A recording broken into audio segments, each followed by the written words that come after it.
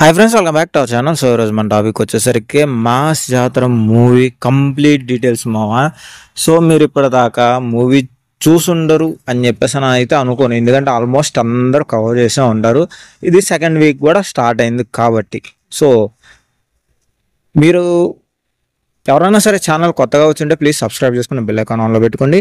ఇది మన కొత్త ఛానల్ మావా. పాత ఛానల్ వచ్చేసరికి మీకు ఇక్కడ లింక్ అండ్ స్క్రీన్ మీద డిస్ప్లే చేస్తున్నా చూడండి. ఇది మన ఓల్డ్ ఛానల్ అనమాట. దానికి కొన్ని కమ్యూనిటీ గైడ్లైన్స్ రావడం వల్ల ఛానల్ అనేది పోయింది.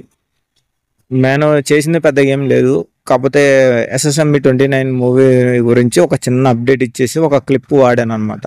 సో డైరెక్ట్ ఆదిత్య మ్యూజిక్ నుంచి అలాగే దుర్గా మీడియా ఇప్పుడు ప్రజెంట్ ప్రమోషన్ అయితే చేస్తుంది కదా. సో ఆ దుర్గా మీడియా, ఆదిత్య మ్యూజిక్ ఈ రెండింటి నుంచి ఒకేసారి గైడ్లైన్స్ స్ట్రైక్ అనేది వేశారు. వాళ్ళు ఎందుకు వేసారో వాళ్ళకే తెలియాలి. సో మనం ఈ మూవీ గురించి అనేది మాట్లాడుకుందాం. మాస్ జాతర, దీనికి రవితేజ అన్న ఎందుకు మాస్ జాతర అనే టైటిల్ ఎందుకు పెట్టాడు? క్లైమాక్స్లో వచ్చిన మాస్ జాతర అంటే జాతర సీక్వెన్స్ ఉంది కదా, సో ఆ జాతర సీక్వెన్స్ కోసం మాస్ జాతర అని పెట్టాడా అని చెప్పేసి అయితే నాకు అర్థం కాలేదన్నమాట. ఎందుకు ఆ టైటిల్ అనేది ఈ సినిమాకి వేరేది పెట్టుకోవచ్చు 100%. మాస్ జాతర అనే మీకున్న ఒక బిరుదు, మాస్ అనే ఉన్న బిరుదుని తీసుకొచ్చేసి ఈ మూవీకి పెట్టాలని అయితే లేదు. ఎందుకంటే అలాంటి మూవీ అనేది ఆల్రెడీ ఒకటి వెళ్ళిపోయింది. సో దానికి ఒక క్రాక్ అని పేరు పెట్టేశారు. అలాంటి మూవీకి మీరు పెట్టినా కానీ మాస్ జాతర అని చెప్పేసి అని బ్రహ్మాండంగా ఉండేది. ఎందుకంటే అందులో ఒక జాతర సీక్వెన్స్ అనేది ఉంటుంది కదా, కటారి కృష్ణని కొట్టే సీక్వెన్స్. సో అలాంటి సీక్వెన్స్ అనేది ఇందులో ఉన్నట్టుగా బాగుండేది. కానీ ఆల్రెడీ అందులో అయిపోయింది కదా. ఈ జాతర మనకి జరుగుతుంది అని చెప్పేసి అని చూపిస్తారన్నమాట.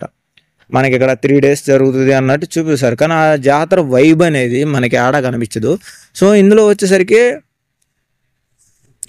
ఆర్ట్ డైరెక్టర్ ఎవరో తెలియదు, కానీ ఆయన చేసినంత వరస్ట్గా ఇంకేమీ లేదు.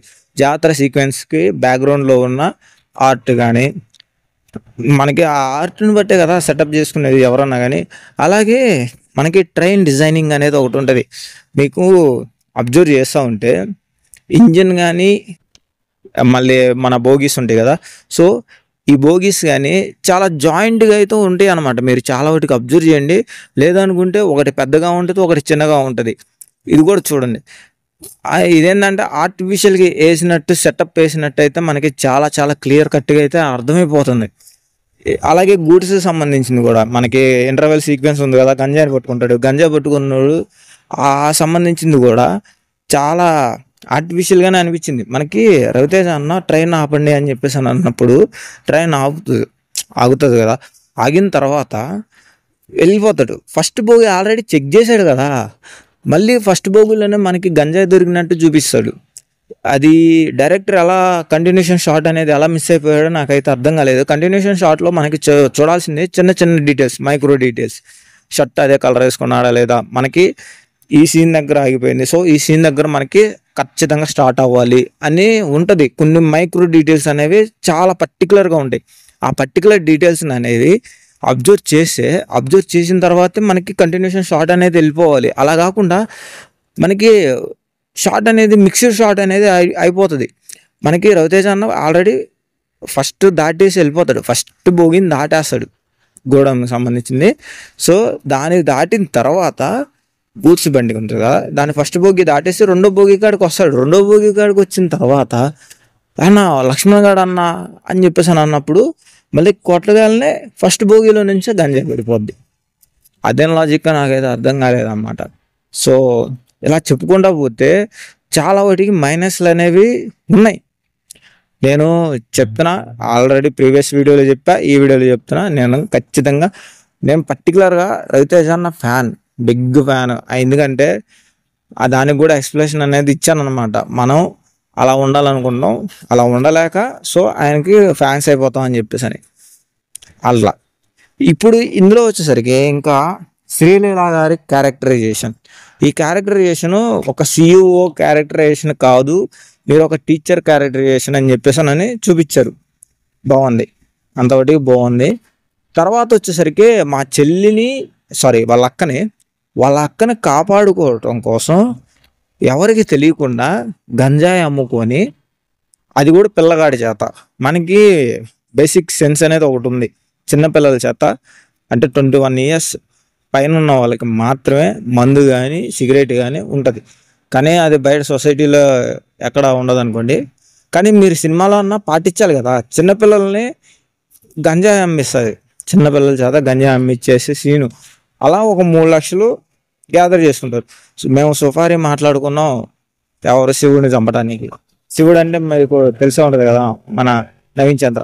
సో నవీన్ చంద్రాన్ని చంపడం కోసం 5 లక్షలు సుఫారీ మాట్లాడుకున్నాం, 3 లక్షలు గంజాయి అమ్ముకొని 3 లక్షలు సంపాదించుకున్నాం. ఇంకో 2 లక్షలు కలకత్తా వెళ్ళిపోయినట్టయితే 2 లక్షలు వచ్చాయి. ఎక్కడ లాజిక్ నాకు అర్థం కావట్లా. అంటే పంట వల్ల 2 లక్షలు, గంజాయి అమ్ముకోవడం వల్ల వచ్చింది 3 లక్షలు. ఇంకొక మళ్ళీ అదే ఎక్కడే అమ్ముకుంటే ఇంకో 3 లక్షలు వస్తాయి కదా. మీకే ఆడ కలకత్తా దాకా వెళ్ళేదాకా ఎందుకు? సో ఈ లాజిక్ అనేది చాలా చాలా డిసప్పాయింటెడ్ ఉంది. దీని మీద అయితే చాలా చాలా క్వశ్చన్స్ అనేవి రేజ్ అవుతాయి అన్నమాట. కాకపోతే ఈ రేజ్ అయ్యే విషయాలన్నిటినీ ఎలా మర్చిపోగలుగుతాం అంటే మనకి రవితేజ అన్న చేసే కామెడీ సీన్స్ అనమాట. ఆయన మనకి రాజేంద్ర ప్రసాద్ గారు వెళ్ళి చెప్తాడు కదా, సో ఇది గంజాయి బ్యాచ్ రా, బుక్కులో గంజాయి అని చెప్పేసి అని అంటాడు. సో ఆ బుక్లో గంజాయి సీన్ అప్పుడు ఏం జరుగుతుంది, దగ్గరికి వెళ్ళి అంటే ఒక సైలెన్స్ అనేది మెయింటైన్ చేస్తారు. సైలెంట్ మెయింటైన్ చేసిన తర్వాత దగ్గరికి వెళ్ళి ఏంటే ఇది అని చెప్పేసి అని రవితేజ అన్న చెప్పిన డైలాగ్ అంటే కామెడీ చెప్పేస్తాడు. ఆ కామెడీ చెప్పినప్పుడు చాలామందికి సీరియస్లీ నవ్వు వచ్చేసింది. ఎందుకంటే మనం చూసిన రవితేజ అన్న అలాగే ఉంటాడు. అలాగే ఈ మాస్ జాతర సినిమా అట్ట ఫ్లాపు, డిజాస్టరు అని చెప్పేసి అని అనుకునే వాళ్ళకి ఈ మూవీ అట్ట ఫ్లాపు కాదు, డిజాస్టర్ కాదు.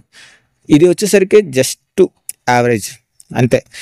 కాకపోతే వింటేజ్ రవితేజ అన్న కామెడీ సీన్ కానీ మాస్ యాక్షన్ సీన్స్ కానీ ఏదైనా కానీ మీరు ఈ మాస్ జాతర మూవీలో అయితే చూస్తారు. అన్నీ దీని ముందు వచ్చిన రొట్ట మూవీస్ ఉన్నాయి చూసారా, ఆ రొట్ట మూవీస్ ఒకటి వచ్చేసరికి నేల టికెట్ ఒకటి ఉంటుంది. నేల టికెట్ అది అంత పెద్ద రొట్టో మీకు తెలిసిందే, మిస్టర్ బచ్చన్ రొట్ట సినిమా. దానికి ముందు వచ్చిన కొన్ని సినిమాస్ ఉన్నాయి. సో ఇవన్నీ రొట్ట సినిమాస్ అనేవి ఉన్నాయి. రామారావణ్ డ్యూటీ మిక్స్డ్గా ఉండడం వల్ల కొంచెం రొట్టగా అయిపోయింది.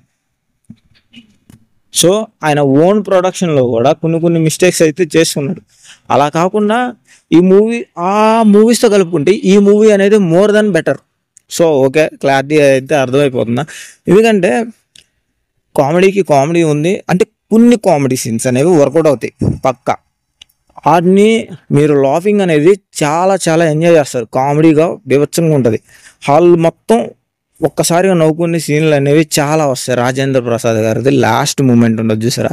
సో సర్ప్రైజింగ్గా వచ్చేసి గన్ షాట్ కాల్చినప్పుడు మనకు వచ్చే సాంగ్ ఉంది కదా చిరంజీవి గారి సన్నజాజి మీద ఆ పాట ఉంటుంది కదా. సో ఆ పాట మీద మంచి వెళ్ళిపోద్ది అనమాట ఆ ఫ్లో, కామెడీ సీన్ అనేది. అసలు ఈడ కూడా బాబు మళ్ళీ ఇంకో మైనస్ వచ్చేసరికి బఫూన్ గాడిని తీసుకొచ్చినట్టు మనకి పుష్ప విలన్ తీసుకొస్తారు ఇందులోకి. ఈ పాత్రగాడు ఎవడరా అని చెప్పేసి అని వాడి గురించి ఒక హైలైట్ కానీ ఒక ఏముండదు, వస్తాడు చస్తాడు వెళ్తాడు అంతే అయిపోయింది.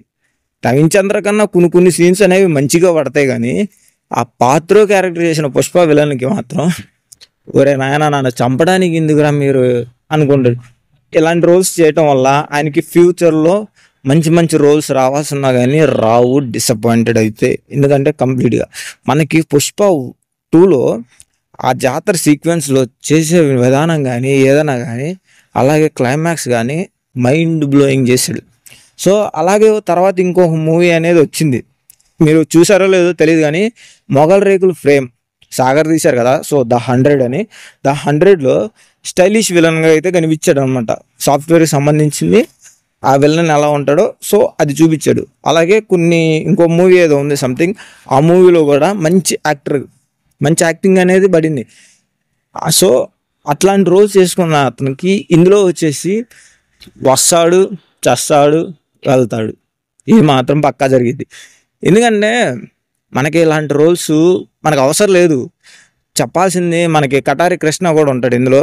సో సముద్రకని ఎలివేషన్ ఇస్తాడు అన్నమాట మాస్ జాతర అంటే మన రవితేజ అన్నకి ఎలివేషన్ ఇచ్చేసి చెప్తాడు, ఓకే చెప్పాడు. ఈ విలన్ కూడా ఉంటాడు, వీడికి కూడా ఎలివేషన్ ఇస్తాడు. ఎవడో పుష్పాలో విలన్ పాత్రోగాడు ఉంటాడు కదా. సో పాత్రోగాడికి కూడా ఎలివేషన్ ఇస్తాడు. ఈడెవడో తెలుసుకో, ఈడు తెలుసుకొని ఈయన లేపేసే, ఏదో కనెక్షన్ ఉంది వీడికి వాడికి అని చెప్పేసి అని అంటాడు. సో అలా చెప్పినప్పుడు వాడికి వీడికి కనెక్షన్ ఉందని చెప్పేసి అని మీరు చూపించాలి కదా సార్. చూపించకుండా ఏం లేకుండా లాస్ట్లో వస్తాడు, కాలు పిచ్చుకుంటాడు, వెళ్ళిపోతాడు, అంతే అయిపోయింది. నరికేస్తాడు అన్నమాట అంతే. మన రవితేజ అన్న నరికేస్తాడు ఆ వెళ్ళని పాత్రని. సో ఇలాంటి సిల్లీ రోల్స్ మనకు అవసరం లేదు. సో అలాంటి రోల్స్ మీరు తీసుకురావాల్సిన అవసరం కూడా లేదు. ఇలా కాకుండా ఇంకా చాలా మూవీస్ అనేవి, అంటే ఐ మీన్ ఇందులో క్యారెక్టరైజేషన్ అనేవి ఉన్నాయి. ఆ క్యారెక్టరైజేషన్లో వచ్చేసరికి రచ్చరవి. ఆ రచ్చరవి జబర్దస్త్లో చేసిన కామెడీని ఈడ తీసుకొచ్చి చేస్తాడు. సో మీకు ఇక్కడ చేసిన ఒక బెస్ట్ మూవ్ ఏంటంటే, ఆ రచ్చరవిని భారీ సినిమా మొత్తంలో లేకుండా ఆ స్టార్టింగ్లో ఉంటుంది కదా, సో ఆ వరంగల్ సీన్లోనే లేపి అవతల పడేశారు. అది most happiest feeling.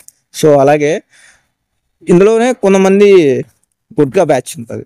I mean gutka batch అంటే అరవింద్ సమేతలో గుట్కా తింటా ఉంటాడు కదా, సో అతన్ని వరంగల్ సీన్లోనే లేపు